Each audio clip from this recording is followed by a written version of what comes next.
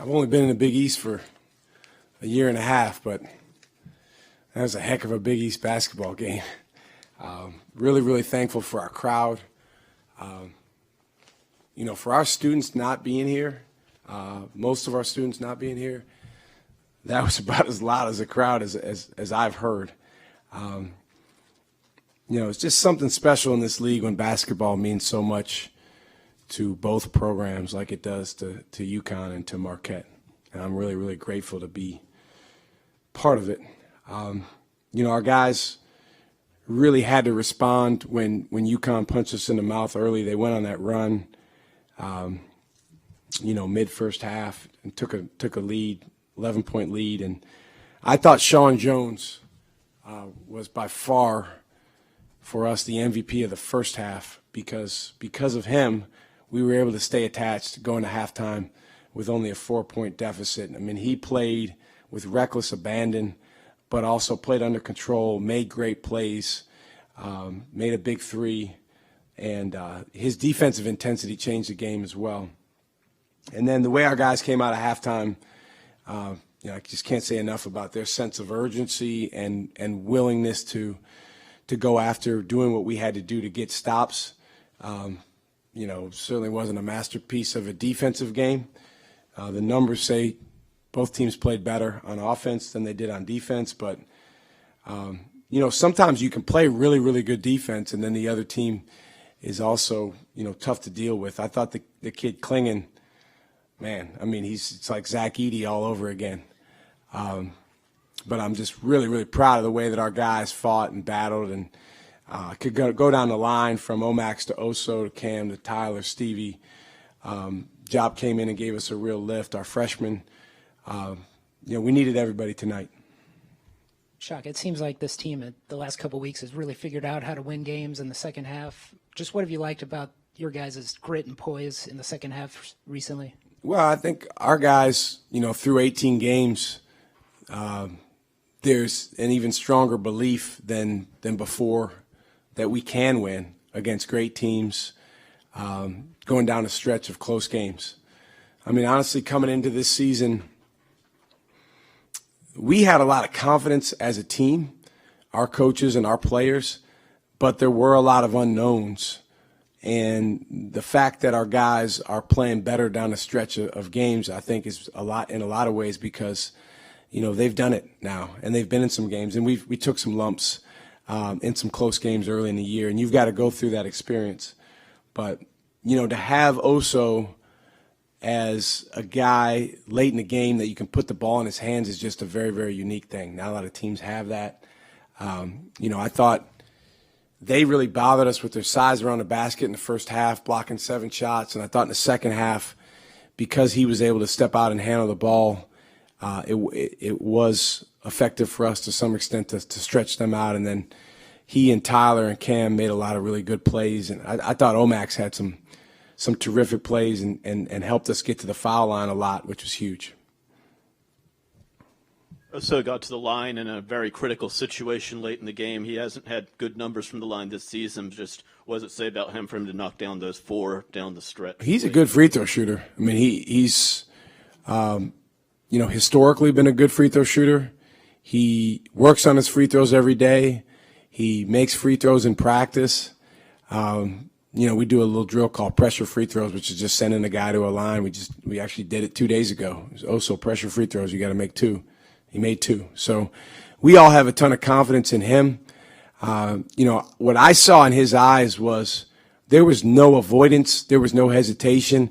It was, I'm stepping up to the line, and you send me the line, and I'm gonna go get 2 points for my team. And he did a great job on the and one, making the free throw, and then on both of the other times he went to the line, it was huge for us. After the Badgers game, I can't remember what you said verbatim, but it was something along the lines of not letting the energy and the excitement overstimulate the guys, honing in on the energy. Yeah. Going back to that game and then seeing this game and how the crowd was feeding them and they were getting that adrenaline, and this time they used it to their advantage. What can you say about that transition and that growth in the team? It's a fine line for sure because, our program is literally driven by the energy of the people inside of it and the people around it. And so if there was ever a basketball program that prided itself in energy and utilizing energy to be effective on the floor, it would be us. But you got to be careful. You have to still play with a level of poise. And we do have a lot of young guys that are still figuring that out. I mean, Cam Jones, before the opening tip, he was out there literally doing dance moves. Literally. Did you see him also? And the refs and I said, Cam, lock in, man. But this is the type of joy that this guy has and plays with. I've learned a long time ago, not every player is the same. And for sure, not every player is going to approach a game from a mental standpoint the exact same way that maybe I did when I played or someone else did. And so they've got to do what's right for them. But what our guys are doing is understanding, I got to play with great energy. I want to use the energy around me, but also play with poise. And as I tell Cam, swag with focus. And so we're still working on that, but I think our guys did a nice job of staying connected tonight. Coach, what could you just say about Cam and also picking up offensively in that second half?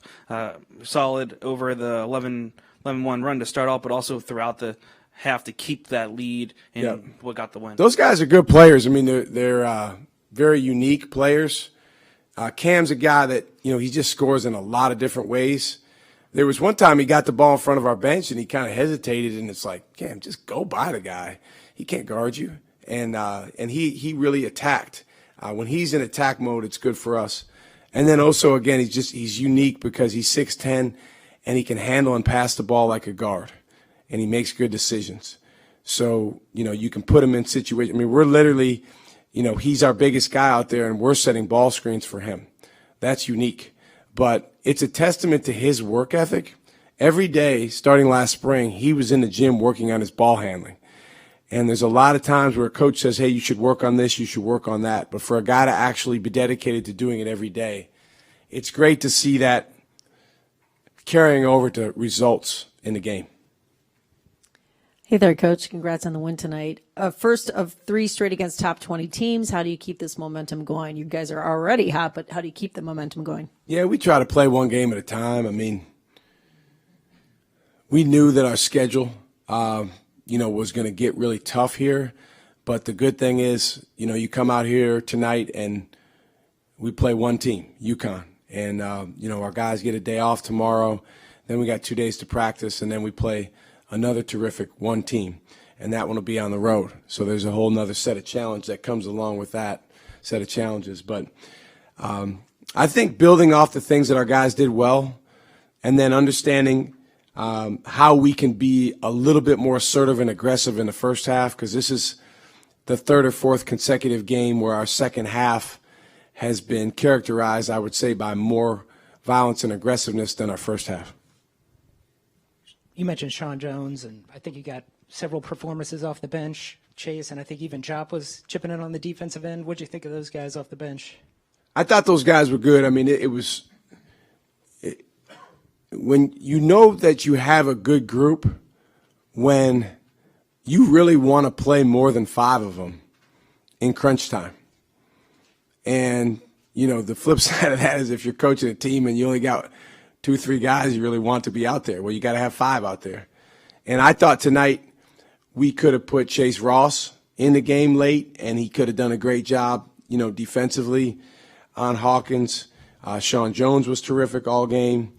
Jop went in the game and I thought gave us a good lift. He's such a threat offensively, but I thought defensively he went in and was way better in the second half than he was in the first half. Just on Oso's defense, I mean, he's not the Klingon body. He's not the Sonogo body. What allows him to kind of hang in there? Quickness and fight. He's very quick. He's got quick hands. And I told him, I said, the refs are going to let you play. There was a lot of contact and jostling going on down there both ways. But I think in this league, they're going to decide, hey, we'll let these guys fight it out, and we're not going to send the best players on teams to the line with 2 fouls with 10 minutes left in the first half. So he does a great job using his quickness. He's very intelligent, uses angles, and then just fighting, trying to get his hands on the ball. I thought when he was able to stay on their bigger guys, we were much, much more effective. When he got switched off, man, they were just able to kind of throw it up to Kling into Sanogo, and that's why we need two of Oso. But we have who we have, and I thought our guys showed great fight. There was a terrific play where the ball got thrown up to one of their bigs, and Sean Jones jumped up about as high as he could. He got his hands on the basketball. That's the type of violence and aggressiveness we want to play with. That's it. Thanks. Thank you, guys.